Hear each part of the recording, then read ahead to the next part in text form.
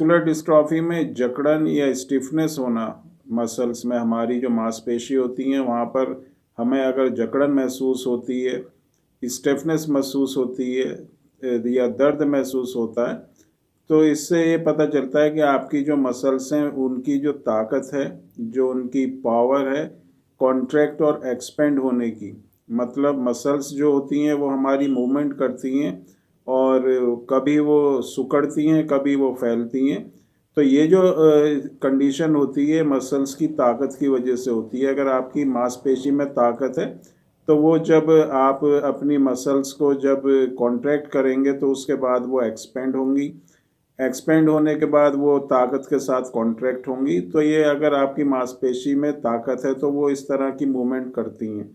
लेकिन muscular dystrophy में जब हमारी मांसपेशी कमज़ोर हो जाती हैं तो ये कॉन्ट्रैक्शन और एक्सपेंशन की जो ये मूवमेंट होती है ये नहीं होती, जिससे हमें जकड़न महसूस होती है, स्टिफनेस महसूस होती है। और ये जो जकड़न है आपको हाथों में, टांगों में या कंधा या आपका गर्दन, इस एरिया में ज़्यादा आपको महसूस होती है। और कभी कभी जो ड्यूशेन मस्कुलर डिस्ट्रॉफी होती है, जो डीएमडी के जो पेशेंट होते हैं, बच्चे होते हैं, उनमें इतनी स्टिफनेस हो जाती है या मसल्स इतनी सिकुड़ जाती हैं कि उनके जो हाथ हैं या वो पैर हैं वो भी टेढ़े होने लगते हैं। हाथ पैरों में अगर आप देखेंगे तो तिरछे होने लगेंगे, टेढ़े होने लगेंगे, क्योंकि मसल्स जब पूरी तरह से फैलेंगी नहीं तो वो क्या होंगी, सिकुड़ने लगेंगी। और जब सिकुड़ेंगी तो उसके साथ जो है जो पैर की जो शेप है वो भी चेंज हो जाएगी, उंगलियों की जो शेप है वो चेंज हो जाएगी। और इसके बाद जो है दर्द होना, पेन होना, ये भी इस तरह की प्रॉब्लम दिखाई देती है। तो अगर स्टिफनेस महसूस होती है, जकड़न महसूस होती है, मांसपेशी में कमज़ोरी महसूस होती है,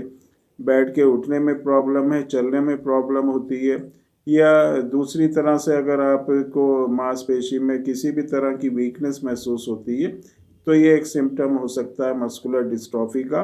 अब इसके बाद जो जांच होती है उस जांच से जो है कंफर्म हो जाता है कि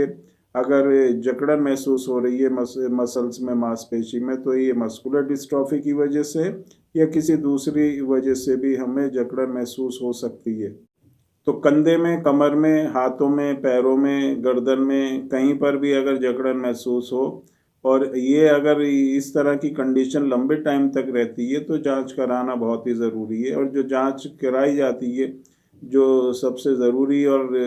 पहली जांच होती है, वो हमारा सीपीके ब्लड टेस्ट से हम सीपीके की जांच करते हैं। और सीपीके टेस्ट से अगर उसका जो रेंज है वो बढ़ी हुई आती है तो इससे बहुत हद तक हमें कंफर्म हो जाता है कि ये जो जकड़न या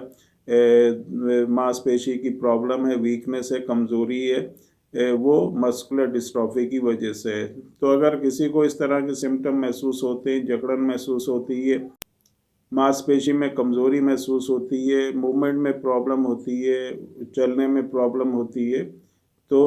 आप एक तरह से सावधान हो जाएं कि ये मस्कुलर डिस्ट्रॉफी हो सकती है।